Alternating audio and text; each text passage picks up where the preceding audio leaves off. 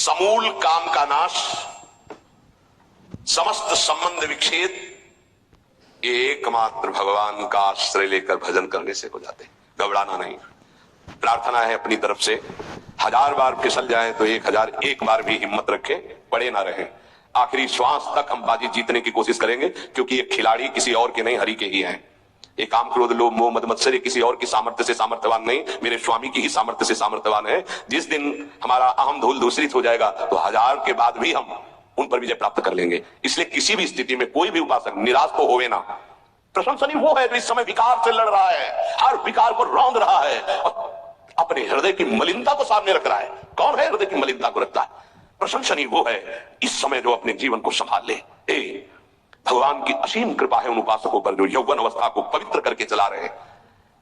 सातर दिशा लोकांतार्यति। आप प्रभु के लिए इतनी जलन सह रहे ना, वो बहुत कृपाल है, वो देख रहे हैं, एक एक सेकंड का हिसाब होगा।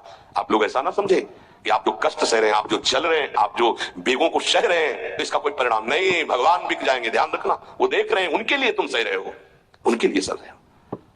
समस्त विषयों का आक्रमण साधकों के हृदय में, तो क्या जाने विषय पर, जो मनाया सुखा लिया, जो मनाया देख लिया, जो मनाया भोग लिया, जो मनाया सूंघ लिया। चलो एक साइड में आके देखो तब तुम्हें पता चलेगा।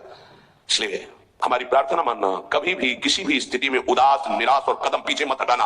आखिरी श्वास तक योद्धा दुश्मन को परास्त करके विजय श्री की आशा रखता है, और हमारी आशा इसलिए पूरी होगी कि हमारे साथ प्रियालाल है। नागरी दासी जन्म जितायो बलिहारी बलिहारी। ये क्या जाने, ये तो जरा सा छींक दोगे तो तैयार हो जाएंगे वो अल्लाह मचाने में। ये साधना जानते हैं क्या? ये चढ़ाई चढ़े हैं क्या? कि फिसलने वाला कितना मेहनती होता है, जो चढ़ के जाना चाहता है फिसल रहा है, उसे कौन जानता है? इसलिए बड़े बड़े महापुरुष इस बात को साधकों को प्रोत्साहन देते रहते। विषय जी थोड़ी जानते, विषय जी तो जरा सी बात हुई ना तो तोप बना करके वो अपना रजिस्टर देखो पूरा काला, कभी नहीं वो देखेंगे लौट के। हाँ, एक बिंदु अगर कहीं चिट्ठी आ गई है ना तो वो अल्लाह मचा देंगे। साधक ऐसा, साधक ऐसा। 1000 बार परास्त होने पर भी हमारा वो उदासीपन नहीं आना चाहिए, निराश नहीं होना चाहिए। चूक गए, इस बार भी चूक गए, आगे बढ़ेंगे, रौनेंगे हम हरिनाम के बल से।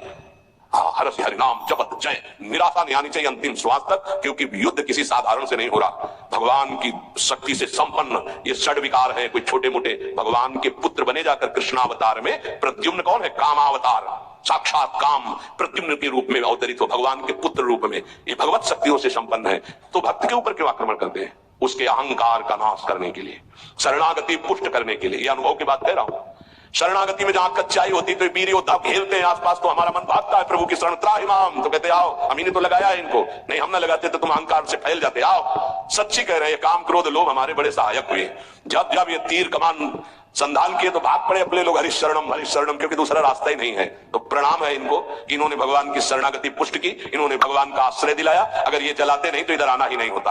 और ये भगवत शक्ति से संपन्न बच सकता है तो भगवत शक्ति संपन्न ही बच सकता है, दूसरे की सामर्थ्य नहीं। 1000 बार यदि हारेंगे तो हमारे अंदर कहीं अहंकार है, इसलिए नहीं। अहंकार रहित पर इनका कहीं किसी भी तरह का प्रभाव नहीं होता। तो अहंकार रहित करने के लिए भगवान इशारा कर देते। देखो प्रश्न करके, तो क्या भगवान भ्रष्ट कराते हो? कहते नामे भक्ता प्रणश्यति, किसी भी स्थिति में मेरे भक्त का नाश नहीं होता।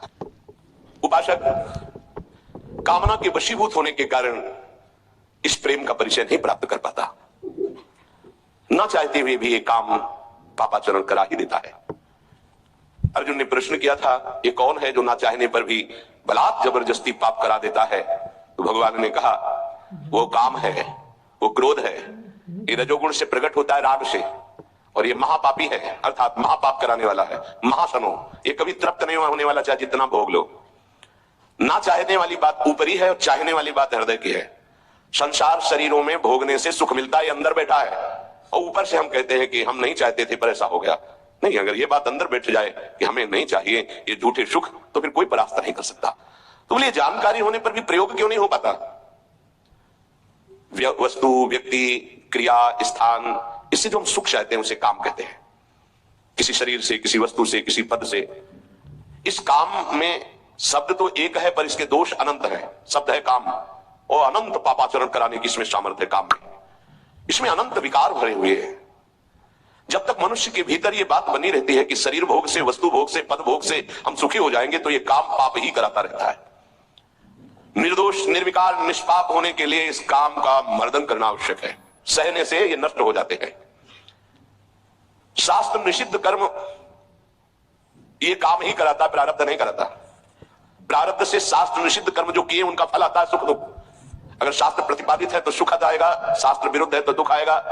लेकिन ये जो हमसे पाप करा रहा है, कोई प्रारब्ध नहीं करा रहा, कोई काल नहीं करा रहा, कोई ईश्वर नहीं करा रहा, काले कर्म ईश्वर मिथ्या दोष लगाए, ये हमारी चाहत करा रही है। अंदर बैठी है, शरीर के भोगों से सुख मिलता है, ये अंदर घुस के बैठ गया है और यही हमसे पाप करा रहा है।